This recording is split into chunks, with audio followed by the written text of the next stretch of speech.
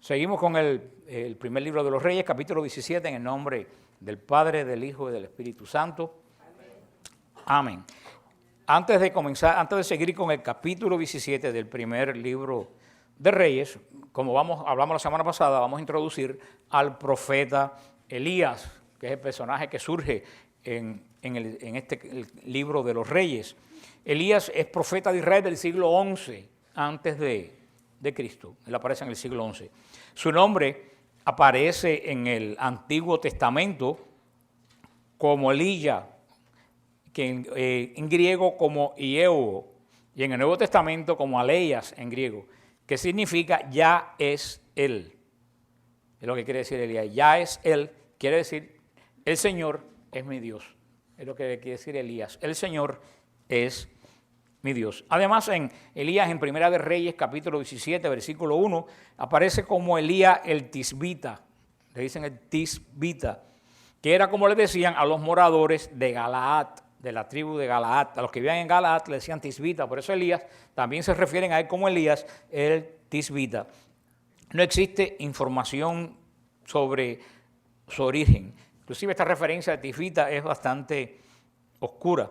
En algunos textos masoréticos, unos textos de los que reescribieron la Biblia, sugieren que aunque Elías residía en Galaad, en el territorio de Galaad, el lugar de su nacimiento posiblemente fuera Tisbé, en Neftalí, en la tribu de Neftalí. Todos son suposiciones.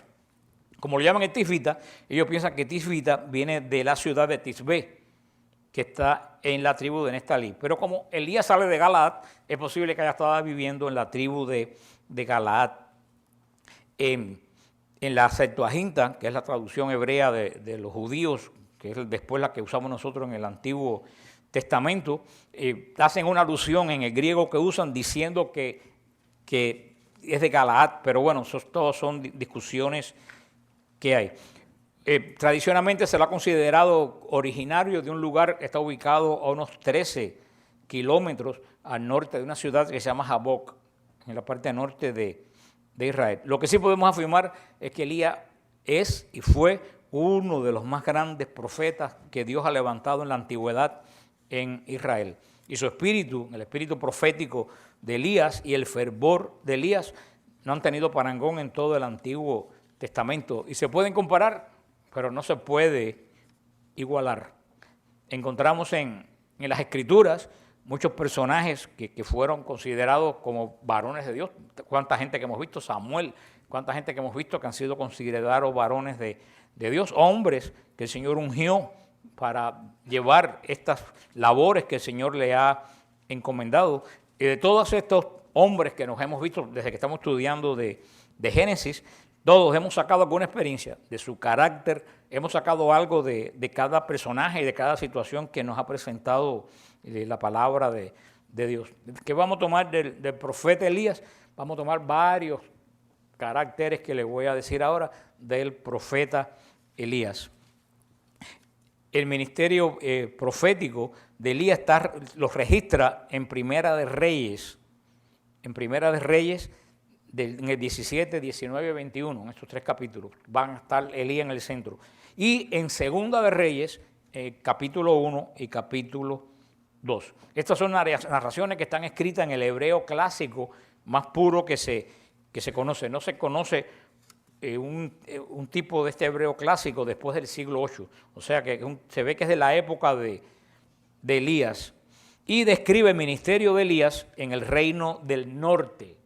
Elías no fue un profeta del sur, Elías fue un profeta de Israel, del reino del norte, durante la dinastía de Omri, el que hablamos la semana pasada. Elías fue contemporáneo de Acab, fue contemporáneo de Ocosías,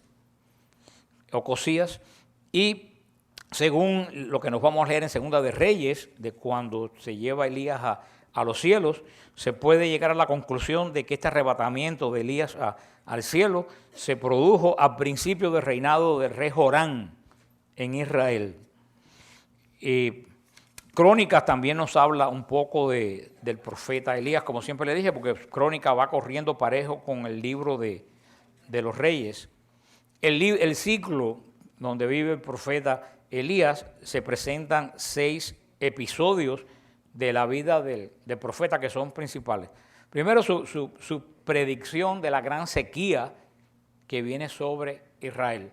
Después, la huida de Elías, de Israel, huyendo de Jezabel. Después, el encuentro en el monte Carmelo.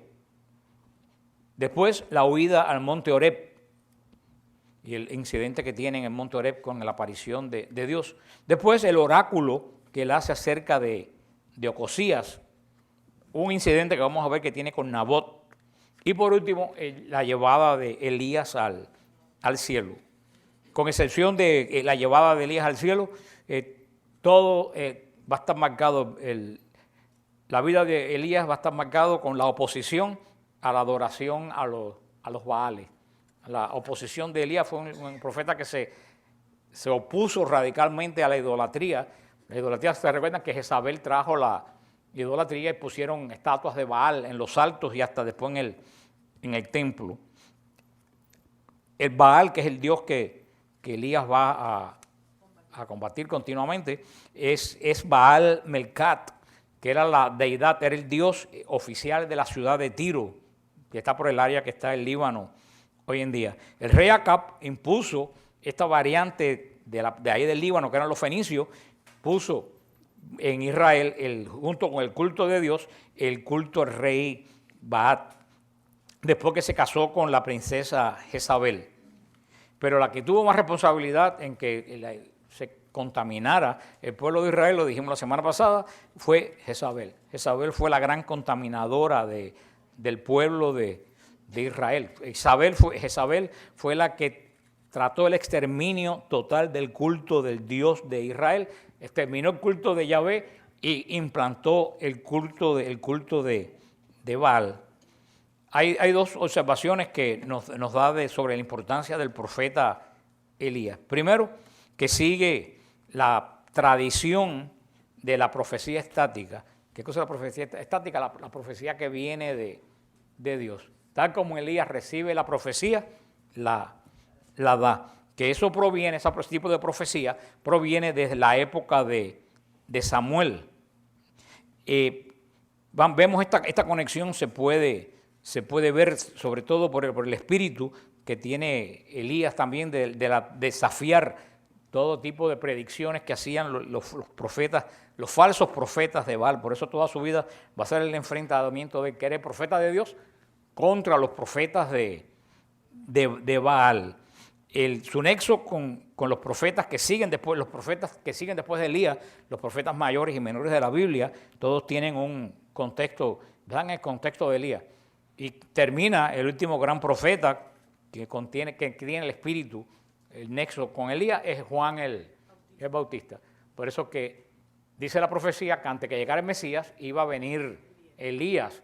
Y por eso es que Jesús dice, Elías ya vino y ustedes hicieron con él lo que les dio la gana, refiriéndose a Juan el Bautista. La gente de la nueva era toma esto y dice que Juan Bautista es la reencarnación de Elías. Pero eso es un tremendo disparate, inclusive para que lo diga alguien de la nueva era. Porque según la forma de pensar de la gente de la nueva era, para reencarnar, primero hay que morirse. Si tú no te mueres, tú no puedes reencarnar. Y Elías no murió, fue llevado al cielo en un carro de fuego. Por lo tanto, si Elías no murió, no hay ninguna posibilidad que aquí se trate de una reencarnación. Eso se lo digo porque eso lo usan mucho y se preguntan. Cuando se habla de que Elías Juan Bautista, quiere decir que el espíritu profético contra el paganismo que se introducía en Israel, que comenzó con Elías, ese espíritu profético corrió a través de todos los profetas y terminó ¿con quién? Con Juan el Bautista. Elías es el primer profeta del templo, podemos decir, porque los demás profetas, Samuel y todo eso, era cuando estaba caminando el arca por el desierto. Ya podemos decir que con profetas oficiales, desde que hay un culto establecido, el primer profeta oficial del culto establecido de Dios a Israel es Elías. Y el último de los profetas establecidos del culto de Israel es Juan el Bautista. Ahí con Juan el Bautista termina el profetismo de la antigua alianza. Claro que es difícil entender porque Juan el Bautista está en el Nuevo Testamento, pero que esté en el Nuevo Testamento no quiere decir que sea de la nueva alianza, porque la nueva alianza, ¿dónde comienza? Cuando Cristo muere en la cruz. Por eso hasta que Cristo muere en la cruz, esa es la antigua alianza. Por eso Juan Bautista es un profeta de la antigua alianza. Las características que le dije de Elías. Primero, Elías era un hombre de oración. Esa es la primera característica de Elías. Elías no era un superhéroe, Elías no era alguien diferente que nosotros. El apóstol Santiago, en Santiago 5:17, señala que Elías era un hombre sujeto a pasiones semejantes a las nuestras. Esto no quiere decir que vivía en pecado, sino que experimentaba momentos difíciles, miedo, desánimo, opresiones, dolor, hambre, dudas. Elías fue un hombre que inclusive tuvo grandes depresiones cuando tuvo que huir y refugiarse en la cueva del Oreb. Por eso que dice el apóstol Santiago, que es un hombre semejante a nosotros en las pasiones. No quiere decir, no habla de nada pecaminoso, sino que sufrió las mismas cosas que nosotros sufrimos. Sin embargo, todo el relato bíblico nos habla que Elías oró fervientemente. Y de la oración fuerte de Elías fue lo que sucedieron cosas maravillosas en su ministerio y en Israel. Por eso tenemos que sacar en conclusión que muchas veces lo que impida que pasen cosas extraordinarias en nuestra vida es la falta de oración.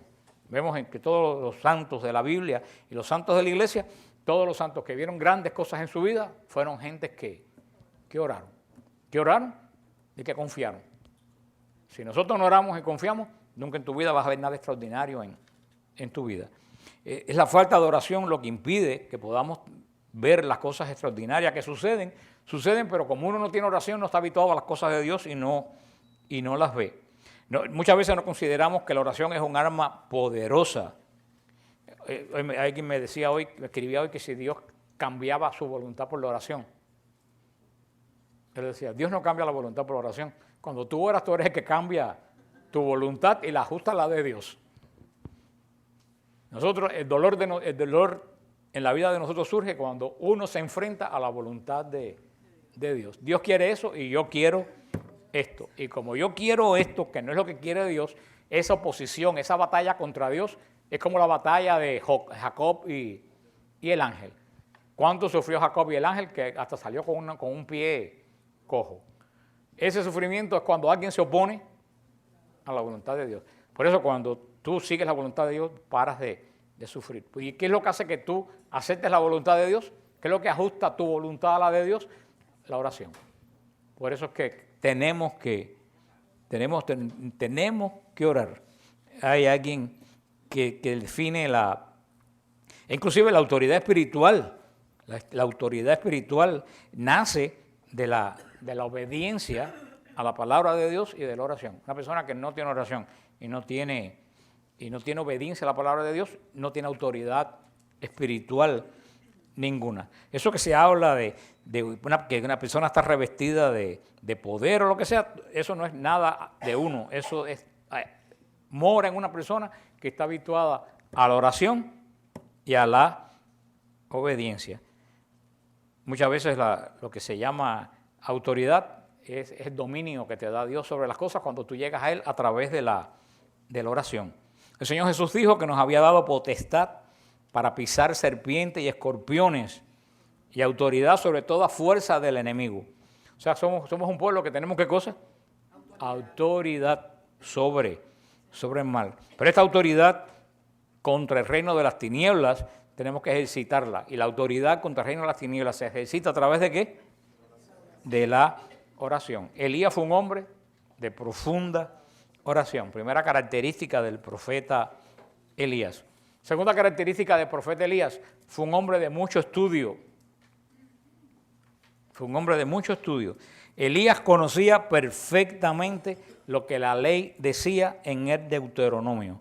Por eso que como Elías sabía, acuérdense que en ese momento en Israel se había perdido el estudio de la ley. ¿Se recuerdan que estamos en el reino del norte? El reino que fundó Jeroboam, donde habían cinco templos a dioses paganos y un templo a Yahvé. Por eso estamos en un lugar donde era más o menos como hoy en día la sociedad en que vivimos, donde la sociedad se había olvidado de la ley de Dios y de lo que era pecado. Lo que vemos hoy en día no es diferente a lo que vivió Elías. donde cada cual creía en Dios que le daba la gana o no creía ninguno. Los falsos profetas andaban profetizando remedios maravillosos para todo el que iba donde él estaba. ¿Por qué Elías supo tan firmemente lo que tenía que hacer y se opuso a todos esos falsos profetas? Porque Elías conocía la palabra de Dios. ¿Y por qué Elías conocía la palabra de Dios? Porque él estudiaba. Por eso en estos momentos, aparte de ser personas de oración, tenemos que tener personas que tenemos que conocer la palabra de Dios. Si no conocemos la palabra de Dios, estamos perdidos. Y estamos perdidos no por lo que la gente dice afuera, tristemente, estamos perdidos por lo que se está diciendo adentro de la iglesia. Cada día que pasa, como yo tengo la desgracia que a mí me escriben de todas partes del mundo por las preguntas que me hacen en EWTN, yo me entero lo que se dice en todos los lugares. Hoy me llega un email de un muchacho de una diócesis de California, que en los ministerios laicos de esa diócesis, la persona que da las clases con cursos teológicos, certificados teológicos, él enseña que Cristo no murió por nuestros pecados, que Cristo murió para dar testimonio del Evangelio. Enseña de que la Virgen María no es virgen y que tuvo muchos más hijos después de Jesús. Enseña que las tres personas son tres manifestaciones de un mismo Dios, que no son tres personas, sino tres aspectos. O sea, esa persona está enseñando totalmente herejía. Y lo que me dice él, yo sé, conozco la palabra de Dios, sé que esa persona yo fui a hablar con ella y ella me sacó todos los títulos que tenía de teóloga. Y ella no va a cambiar. Yo voy a pasárselo a una persona que a lo mejor puede hacer algo para denunciarla, pero es que eso no solo en... Después mismo otra persona viene y me pregunta que el sacerdote muy querido de donde esa persona va, dice que los ángeles no existen, que son manifestaciones de Dios o formas literarias. Entonces yo dije, ¿qué cantó en Belén una forma literaria? ¿Y qué consoló a Cristo en Getsemaní una forma literaria? Y me escribe un novicio de un monasterio muy afamado de España, que el abad de ese monasterio lleva 3 semanas predicando, demostrándole a la gente que Jesucristo no es Dios. Y que uno de los novicios es ateo, no cree en Dios y pertenece a la nueva era y él cree en los dioses y él dice que eres Dios y cada vez que se encuentra con ellos por el pasillo le dice, yo soy Dios. Hermano, eso está pasando en toda la iglesia. ¿Y tú sabes lo más triste del caso? Que a nada, no es que no hacemos nada, no, que es que la gente que tiene que hacer anda metido en otras cosas y no se ocupa de lo que está pasando dentro de la iglesia. La herejía dentro de la iglesia es rampante y lo triste del caso es que a nadie le importa, porque tú vas a tu obispo y no te hace caso. Escribes a la congregación de la fe en Roma y te mandan una carta de lo más elegante y tú te das cuenta por la carta que te mandaron que es una carta de que nada más que firmarla, que dice a todo el mundo lo mismo que no la leyeron. O sea que hay veces que podemos pensar que estamos como ovejas sin pastor, porque uno dice, ¿a quién uno se va a quejar? Por eso hoy en día tú sabes cómo lo único tú pasas todo esto siendo fiel a Dios,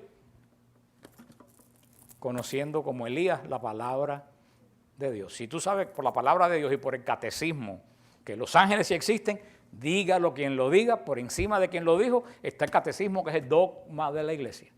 Pero yo le decía a esa persona que el derecho canónico que existe, aunque no le hacen caso, el derecho canónico que existe dice que el que sabiendo cuál es el dogma de la iglesia enseña algo diferente, automáticamente queda excomulgado. Se llama excomunión late sentencia. No tiene que dictarla a un obispo.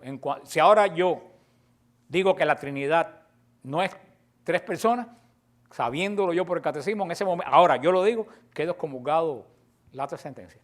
Y mi alma está condenada.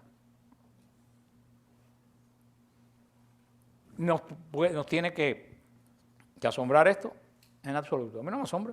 Al contrario, me confirma más que estoy en la iglesia de Jesús. Porque 2 de Tesalonicenses, capítulo 2, dice que antes del final de los tiempos habrá una gran apostasía. 2 de Tesalonicenses 2:2. Una gran, ¿qué es la apostasía? El abandono de la verdadera fe. Que va a haber una gran apostasía en la iglesia de Jesucristo. Y si va a haber una gran apostasía en la iglesia de Jesucristo, ¿dónde va a ser la apostasía? ¿En los mormones? Ellos ya son apóstatas. ¿En los testigos de Jehová? Ellos. ¿Tú sabes dónde va a ser la apostasía? Aquí adentro. Y el Señor dice en San Mateo 24 que va a haber un desastre tan grande que muchos van a perder la fe. Dice que si se acortan los tiempos, va a ser en consideración a los pocos que mantengan la fe. ¿Y dónde va a pasar eso? En la iglesia pentecostal, cada cual ahí están inventando diezmo, cobrando, vendiendo escobas benditas y dando buches benditos. Ahora están echándole buches de agua a la gente en la boca, el pastor. Hermano, ustedes ven, los testigos de Jehová tienen una doctrina espantosa, no loca, no espantosa. ¿Ustedes han visto algún pastor protestante atacar a los testigos de Jehová? No. Los mormones tienen esa sí tiene una doctrina loca. Ellos dicen que todo el mundo se convierte en Dios y que Dios Padre se volvió en Adán. Una loquera. ¿Ustedes han visto algún pastor protestante atacando a los mormones? No. Los episcopales, los anglicanos, los luteranos, los presbiterianos, los metodistas, los ortodoxos bautizan niños. ¿Ustedes han visto a alguien atacando a esa gente porque bautizan niños? ¿A quién atacan por el bautismo de los niños? Entonces ustedes ven que ahora es la única iglesia que está atacada por todos lados, la iglesia católica. ¿Por qué? Porque Satanás nos tiene miedo, porque sabe la que somos las que le vamos a pisar. Así que hasta los signos malos apuntan a nosotros. Por eso no podemos escandalizar, vamos a ver cosas peores dentro de la iglesia porque eso está escrito. Ahora lo único que uno tiene que denunciar las cosas, aunque tienen que pasar para que la menor cantidad posible de personas se pierdan. Porque uno va a decir, bueno, si va a pasar, ¿para qué yo tengo que enseñar si va a pasar? Sí, tenemos que enseñar, porque es responsabilidad nuestra que las personas no se pierdan. ¿Vamos a ser populares? En absoluto, pero alguien lo tiene que hacer. Por eso siempre le digo a ustedes, que lo digo un cura, una monja, un fraile, un diácono, un obispo, toda esa gente se pueden equivocar. El único que no se equivoca es el Papa cuando habla ex cátedra en moral y en fe, porque en lo demás también se equivoca como todo el mundo. Así que, lo dijo un obispo. ¿Qué te importa? Lo dijo un obispo. Un obispo puede decir disparate como cualquier otro y hacer mucho daño. Lo dijo un sacerdote. ¿Y qué cosa era Lutero? Un sacerdote, un monje. O sea que porque tengan un velo o un solideo no quiere decir que están bien. Más responsabilidad tienen a ver qué cosa dice. Lo digo esto no es para escandalizarlo, sino para alertarlo. Mire, tenemos este obispo de México que está diciendo que los gays son el futuro de la iglesia y que tiene una bandera gay en el altar. Ya está denunciado al Vaticano y ya el Vaticano le pidió, no la renuncia, le pidió explicaciones de por qué está haciendo eso. Tenemos este señor polaco en Roma que ahora se aparece que salió del closet el día antes del teólogo que da clase de teología y de la congregación de la fe. Y ahora se aparece con que tiene un novio. Y ahora todo el mundo dice que quemar la iglesia que lo expulsó. La iglesia no lo expulsó por homosexual. Ay, señor, aguántame la palabra que quiero decir que no lo puedo decir. Tengo que ser fino. La iglesia no lo expulsó por homosexual. Lo expulsó porque él violó el voto de celibato. Y el sacerdote hace un voto de celibato. Esto quiere decir que no puede tener sexo ni con un hombre, ni con una mujer, ni con una vaca, ni con una mata de plátano. No puede tener sexo absolutamente con nada, con nadie. Su sexualidad se la ofrece al Señor para el servicio de la iglesia. Entonces ese hombre violó lo mismo que hizo el padre Alberto con una mujer, el padre Alberto no, Alberto Cutié con una mujer, lo hizo este hombre con un hombre. No puede seguir en el ministerio porque ha violado. Además que no es una persona confiable, porque eso de salir el día antes del sínodo con esa bomba, tú te das cuenta que dentro de nuestra iglesia Satanás ha metido el humo. Y yo ayer cuando estaba en Príncipe de Paz dando una charla, yo lo dije bien claro, que Elena Blavatsky, ¿ustedes saben quién es Elena Blavatsky? Si no lo saben, ni lo averigüen. Elena Blavatsky fue una rusa blanca que fundó la teosofía. Es la madre de la teosofía. Y en uno de sus libros, no me recuerdo si es Isis, sin velo, no me acuerdo, en el de 1956, ella dice que el objetivo de ellos es penetrar los seminarios católicos en 1856. Ella lo dice, que ese es su objetivo. penetrar los seminarios católicos y sembrar el veneno de ellos en los seminarios católicos. Porque ella decía que si tenían control de los seminarios, eso se iba a extender en toda la iglesia. 1856. Mira tú qué tiempo lleva esto preparándose. ¿Hay solución? Claro que sí. Si yo no estuviera aquí, si no estuviera yo en South Beach, en una discoteca. Claro que hay solución. Esta es la iglesia que tiene la victoria. Por eso no están dando panderetazos. Pero esto es para que ninguno de ustedes, ni los que nos oyen, se pierdan. Por eso hoy en día hay que ser como Elías. Primero ¿qué cosa? Persona de oración. Y después, conocimiento, estudio de la palabra de Dios. Si tú estudias la palabra de Dios, nadie te puede confundir. Porque en cuanto tú estás en un lugar, en una charla, lo está dando un teólogo, quien lo está dando, si tú conoces la palabra de Dios, enseguida algo te hace tic, tic, tic, tic, tic, que te dice, o tú coges un libro, nada más que lees 2 partes, tú dices, esto me huele mal. Porque ya tú tienes el estudio de la palabra, de la palabra de Dios. La otra característica del profeta Elías, yo sé que estoy pasando la página, Lucía. Lucía es como la gente en los teatros que está en el hueco y dice, cuando alguien se le olvida. Y yo digo, del profeta me dice Elías. Digo, porque en el Deuteronomio, Elías era un hombre abastecido. ¿Qué quiere decir? Que Elías era un hombre abastecido. Quiere decir que Elías disfrutaba que Dios le suplía todas sus necesidades. No solo física, todas las necesidades que Elías necesitaba, Dios se las suplía. Ya David decía eso tiempo atrás en el Salmo 23, que es lo que dice David en el Salmo 23. El Señor es mi pastor, nada me falta. Eso es ser una persona, Dios te suple. Eso es lo que quiere decir. En todos estos varones, desde David a Elías, se dieron cuenta que Dios era un Dios suplidor, era un Dios que cuidaba, era un Dios providencial. Eso es lo que se llama la providencia de Dios. Eliseo también fue un hombre que vivió la providencia de Dios. Por eso tenemos que tener siempre la seguridad que tanto como ellos y nosotros, Dios siempre suplirá nuestras necesidades.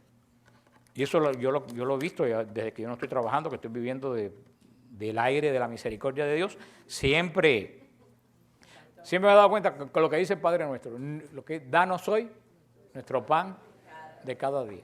El Señor no te da el de mañana, te da el de hoy. Mañana te da el de mañana. Porque si te da el de hoy, el de mañana, mañana dejas de orar y dejas de confiar en Él. Como vamos a ver en el profeta Eliseo, la hermosa frase de la viuda cuando Eliseo va a comer, le dice Eliseo, dame de comer, y la viuda le dice, nada más que tenga un poquito de harina y un poquito de aceite. Dice, te voy a hacer una torta y después me voy a morir con mi hijo porque no tenemos nada que comer. Y le hizo la torta y salió a Eliseo y dice después la frase más hermosa de los reyes. Dice, ni la cesta, ni la harina se agotó, ni el aceite se acabó. La viuda tuvo aceite y harina para cocinar lo que le quedó de vida. Dice que por mucho aceite que sacaba, más aceite volvía a estar. Eso es lo que quiere decir que Dios es un Dios suplidor. Dios es un Dios abastecedor. Elías, otra característica de Elías era un hombre protegido. No solamente podemos tener la seguridad de que nada nos falta, como dice el Salmo, sino también que el Señor no solo nos va a abastecer, nos va a proteger. Que en las manos del Señor estamos seguros. El Salmo 91 dice que con sus plumas nos cubrirá debajo de sus alas, como una gallina cobija a sus polluelos. El Señor es un Dios protector, no podemos tener. Dice que los mandará a sus ángeles para que tu pie no tropiece en la piedra. Cuando Cristo necesitó, vinieron los ángeles y lo sirvieron. Esta característica de Elías era un hombre paciente. Uno de los problemas más grandes que tenemos todos y yo también es que somos impacientes. Queremos las cosas ya. Hoy en día en que todo es rápido, comida rápida, lavado de carro rápido. Y fíjate que las cosas rápidas no funcionan. Tú metes el carro, un car wash de eso y lo sacas por un lado, sale más sucio cuando sale por allá, porque es la misma agua que la reciclan. La comida rápida ustedes la comen y no es como la comida que hace la mamá de nosotros en las casas. Todo hoy las casas las hacen en una semana y pasa un ciclón y se la lleva. ¿Es verdad? Es verdad. Las casas que hay en La Habana y que hay en Cuba, que tienen 400 años en reparación, hace 100 años, pasan los ciclones y no se caen. Porque están hechas con unos muros de este tamaño. Hoy en día, como dicen los americanos, easy come, easy go. Lo que hace fácil, se va fácil. Como tenemos como Elías aprender el elemento de la paciencia. La impaciencia muchas veces nos priva de bendiciones preparadas por Dios. Dios tiene bendiciones para nosotros y nosotros por ser impacientes y querer resolver las cosas rápido, perdemos las bendiciones que Dios tiene para nosotros. El no ser paciente provoca que muchas veces nos adelantemos a los planes de Dios. Y cuando te adelantan los planes de Dios, lo vas a hacer mal. Dios sabe cuándo. Y uno muchas veces por la impaciencia no adelanta el plan de Dios, adelanta tu plan al camino de Dios. Lo que hacemos la obra de Dios demanda paciencia. Solamente si uno tiene paciencia va a haber almas salvarse. Si tú tienes paciencia vas a ver familiares y amigos tuyos creer. Si uno tiene paciencia vas a ver personas restauradas.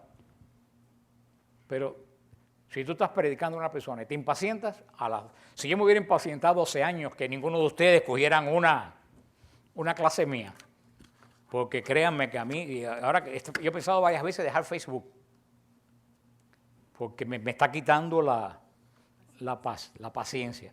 Pero al mismo tiempo digo, bueno, le estoy llegando a 5,000 personas, que esos 5,000 se lo va a pasar a otro, pero hay veces que es agotador. Hoy yo puse un tema, lo animo a que lo lean, sobre esta cosa protestante de arrodíllate, acepta a Jesús como Señor y Salvador y eres salvo. Sobre Romanos 10:9 puse un tema hoy. Y yo puse, porque el título del tema es, no existe la oración de salvación, no eres salvo, lo que dicen los protestantes. ¿Y qué foto puse? ¿Qué foto yo puse? Un ratón así todo, un ratón todo gracias, Lucía. Un ratón. No, si ahora me ayudó porque no encontraba la palabra. Un ratón compungido, acongojado. ¿Tú sabes qué pasó? Lo tuve que quitar. Porque la atención de todo el mundo no fue en el tema. ¿Por qué pusiste un ratón? ¿Qué quiere decir? Digo, Dios mío, con el tema que yo he dado, que ustedes oyen hablar de esto, con palabras griegas, que ustedes estén preocupados cogí, lo quité. Hermano, eso es todos los días. Ayer puse un tema que puse, ¿por qué las compañías? Es un tema que no es mío, que lo cogí, que es muy interesante, que decía, el título era, ¿por qué las transnacionales apoyan los movimientos gay? Y es muy interesante. Y explicaba psicológicamente cómo las transnacionales, mientras el hombre esté más solo, más depende de los productos de ellos, que si están en familia, una cosa psicológica. Entonces, ¿tú sabes lo que hizo todo el mundo? Me contestaba la pregunta, ¿por qué las transnacionales apoyan pero esto no es para que conteste. Tú sabes, las personas que contestaron la pregunta, ¿qué hicieron? No leyeron el tema. ¿Tú sabes lo único que leyeron? El título. Entonces tú dices, Señor, pero bueno, como dice aquí, si uno no tiene paciencia, la gente no se salva ni la gente crece. Hay que tener paciencia y hay que sacar de donde no hay y seguir teniendo paciencia. Pero bueno, eso se adquiere, crean lo que no, eso se obtiene a través de la oración. Es como se obtiene, porque hace tiempos atrás, créanme que ya yo hubiera cerrado. Elías, créanlo que no, fue un hombre perseguido. El profeta Elías se convirtió en un hombre tremendamente perseguido y amenazado. ¿Ustedes saben por qué? Por honrar a Dios. Por caminar siendo obediente a la palabra de Dios. Las amenazas muchas veces, si le hacemos caso a las amenazas de lo que van a decir, de lo que van a pensar, inclusive las amenazas de nuestros hermanos del Medio Oriente, que no solo es por lo que vas a pensar o vas a decir, la vida de ellos está corriendo peligro. Si estamos siempre preocupados qué va a pensar la gente de lo que yo digo, hermano, terminamos perdiendo la paz. Uno tiene que hacer lo que tiene que hacer como Elías. Elías fue un hombre perseguido, pero le importó un pito ser perseguido. Dijo, si estoy perseguido por ser fiel a Dios, que me persigan. Ahora sí tú vas a estar. Y me están diciendo, y si pongo esto en Facebook, la gente me va a contestar. Y si digo esto en el trabajo, la gente me va a alimentar. Entonces nunca en la vida tú vas a dar testimonio de Dios. Tenemos que aprender a ser perseguidos, importarnos un bledo lo que la gente diga o que la gente piensa. A la larga no me importa lo que yo diga. A la larga me interesa que cuando yo me acueste en mi cama, yo he sido obediente a lo que Dios quiere de mí. No podemos vivir con la opinión. Por eso decía el otro día, tenemos que orar porque necesitamos el próximo presidente de los Estados Unidos que no le importe la opinión de los medios de comunicación. Porque hemos tenido presidentes que hacen su política de acuerdo a lo que dicen los pools de eso de la... Esto es popular, lo hago. Esto no es popular, no lo hago. Tenemos que dejarnos de vivir a todos los niveles con la opinión ajena. Elías fue un hombre verdaderamente perseguido. ¿Por qué? Por ser fiel y obediente a la palabra de Dios. Como decía, las amenazas pueden inquietarnos, inclusive si no sabemos manejar eso, podemos perder la paz y la seguridad. ¿Por qué Dios me hace eso? ¿Por qué me persigue? El demonio, Satanás, usa esa herramienta para poner temor en la vida de nosotros. El Señor dijo bien claro muchas veces que a los que lo siguen a Él, aunque vamos a ser perseguidos, nada nos va a dañar. Eso quiere decir que no podemos temer a Satanás. Si Satanás nos ataca, es porque nos tiene miedo. Acuérdense eso. Satanás, a quien no ataca, es a quien él no le tiene miedo. Que a quien más él teme, más ataca. Él no es tonto. Y el diablo muchas veces utiliza la persecución en el mundo, y estamos tan perseguidos como en la época de... Vuelvo a decir, la época en que vivimos ahora no se diferencia mucho a la época de Elías. Tenemos que agarrarnos, como yo digo, cada vez que pasan esos escándalos y esas cosas que yo digo, tú sabes lo que yo me repito continuamente, las puertas del infierno no prevalecerán. No prevalecerán. Mejor que me persigan por ser obediente al Señor que me persigan por otras cosas. Y de verdad, hermano, la vida me ha demostrado que las puertas del infierno no prevalecerán. Yo que viví en Cuba toda mi juventud, la clase de muchachos y de teenager, yo vi como en Cuba se acabó las iglesias, como iban a la iglesia unas cuantas viejitas y se acabó. Y como me dijo a mí el superior de los franciscanos de la provincia cantábrica de España cuando vino de visita en el 1979, que me dijo, ¿para qué tú te preocupas si lo que le queda a la iglesia de Cuba son 5 años de vida? Cuando se mueran estas viejitas, nos llevaremos los frailes para España porque la iglesia en Cuba se acabó. Y mira cómo está la iglesia en Cuba, mejor que nunca. Yo vi el otro día un video que yo me quedé en shock. Había un pueblecito cerca de mi pueblo que se llamaba Quiebrahacha. La gente de ahí del pueblo sabe que de Quiebrahacha. Quiebrahacha era un pueblo que bueno, más o menos como el cuento de Jicotea que le hice una vez a ustedes. Quiebrahacha era un pueblo que el sacerdote no podía ir porque era muy mayor. Yo otros muchachos íbamos una vez a la semana para mantener la iglesia abierta, ¿no? Para que no se la cogieran Y nosotros tocábamos la campana y la única que venía era una señora, se llamaba Lulú, que estaba loca. Y Lulú cada vez me traía cartas para que eso ya la llevara a Pío XII, y Pío XII se había muerto hacía 30 años. Esa era la única feligresía que había en Quiebrahacha. Y nosotros íbamos pasando miles de angustias porque no era fácil de llegar. Había que ir montándote en camiones, que alguien te quisiera, y para virar era otra angustia. Íbamos a Quiebrahacha y no iba absolutamente nadie. El día de la patrona, el día de la Virgen de las Mercedes, la gente que iba a la fiesta de las Mercedes eran la gente del pueblo mío, que iban a la misa, llenábamos la iglesia, iba el coro de mi pueblo. Y yo vi el otro día, del día 24 de septiembre que pasó, un video de Quiebrahacha, la procesión con la Virgen de las Mercedes, las cuadras de gente, las campanas sonando, la procesión con la Virgen de las Mercedes por la calle. Dice que tienen catecismo, que tienen coro, han pintado la parroquia.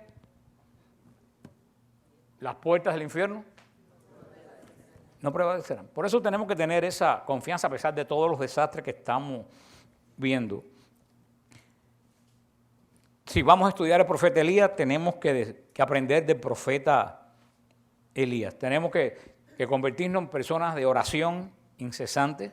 Tenemos que convertirnos en personas de autoridad espiritual, pero la autoridad espiritual que nace de la obediencia a Dios. La autoridad espiritual nuestra nace de la obediencia a Dios. personas estudiosas de la Escritura, que crecen en la palabra de Dios, teniendo la certeza que el Señor siempre nos va a abastecer en todas las áreas de nuestra vida. Y tenemos que, como Elías, acordarnos siempre que a pesar de todas las persecuciones, la meta de nosotros es agradar siempre a Dios y vivir en su gracia. Con esto, en esta introducción que hemos hecho del profeta Elías, porque no hay mucho más que decir, vamos a comenzar la semana que viene. También vamos a comparar que frente a la figura esta de Elías, vemos la figura de Jezabel. Todo lo opuesto. Una mujer profundamente depravada, sexualmente depravada, religiosamente, perseguidora de los santos, una mujer malvada. Vamos a ver que Jezabel es todo lo opuesto. Por eso el Señor levantó a Elías cuando había una Jezabel. Siempre que hay una Jezabel, el Señor levanta a un Elías para que le haga frente a Jezabel. Así que muy interesante esta parte porque, como les puedo decir terminando, el mundo en que vivimos no es muy diferente al que vivió el profeta Elías. Así que en el nombre del Padre, del Hijo y del Espíritu Santo. Amén.